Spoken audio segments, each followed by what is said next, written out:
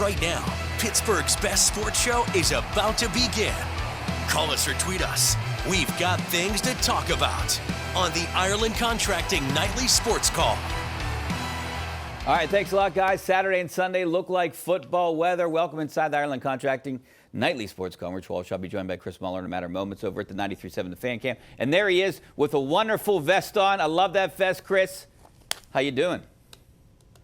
I'm good, Richie. I knew the vest would get a big pop. Of course, your home club, Longview, still waiting for us to set up that big four-ball match. You and Pomp, me and my buddy, Mr. Kevin Jameson. We'll get there soon enough. Yeah, I don't know. This might be too late in the year, although I am known as a mutter. Not me. If you want to get out there when the weather's cold and miserable, I'll do that too. I would love to get you out. Hopefully we can get a nice day here when we're both off and we can coordinate it. I'll talk to Kevin and Pomp. It's going to be tough. But maybe we can do it. We still got probably a couple more weeks of golf. I would love to see it right now. We'll definitely do it. All right, we got a big weekend of football here, Chris. And you saw Ray's forecast. Looks pretty nice. Football weather, 55-ish. I'm more excited about the game on Sunday than I am about the one on Saturday. I would have been 2 weeks ago, but it seems like Pitt's headed in the wrong direction. Meanwhile, the Steelers are headed in the right direction. This is going to be a really good game. I don't know how I feel. I was wrong last week. That could have went either way. I picked Washington. I think you did too. The Steelers. I picked the Steelers to cover. I picked them to cover, though. Okay. I said it would be the rare time you cover, but you still lose the football game when the spread is that small.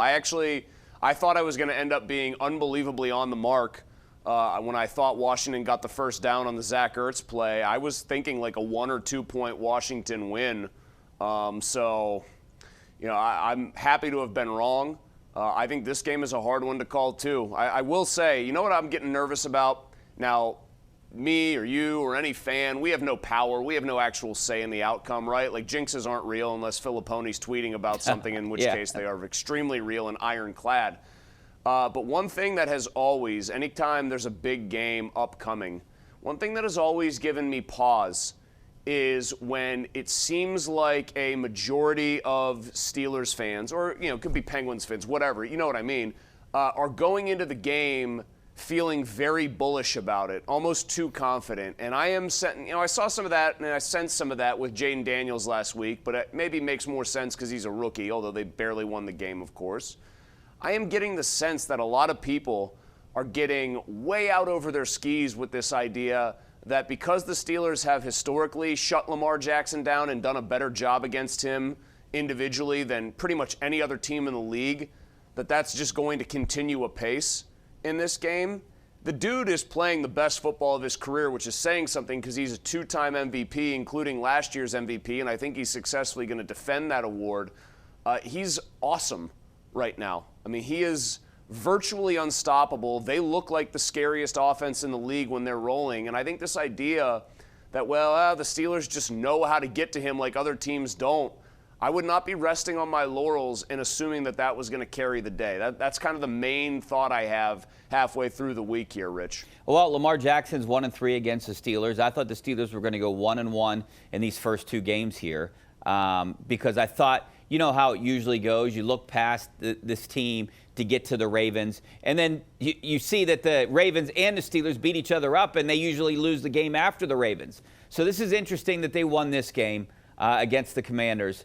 It's going to be another close game. I mean, the last 8 games, which is amazing to me, have been decided by 7 or fewer points.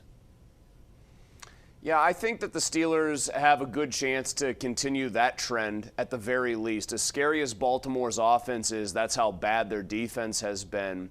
I think something that's going to become very interesting to observe as the game, probably in the first quarter you'll be able to tell, is Mike Tomlin going to continue doing what he has done, which is put a lot of faith, in Russell Wilson to actually take shots downfield? And is he going to let them continue to try to play offense against the league's worst pass defense? Or is Mike going to do what I think he's even admitted to, or maybe not admitted to openly, but sort of subtly hinted that he likes to do against the Ravens, and that's try to turn it into an ugly slog? I just don't think you can do that against this Ravens offense. I do think you have to try to outscore this team to beat them in a shootout. That just seems to be the most reliable method. Steelers might have a couple of tricks up their sleeves defensively for Lamar Jackson, but I think it's it's paramount here that Mike Tomlin allows Russell Wilson and allows Arthur Smith and allows this offense to actually try to go up and down the field and put some points on Baltimore. I don't think this is a game that you can win 17-14 or 16-13 or even like 20-17. I think the Steelers probably have to get high 20s, low 30s to have a good shot in this one. Yeah, there's no question about it. I do like the fact that Mike Tomlin has become a little bit more aggressive. And I wonder if that aggressiveness will continue into this game.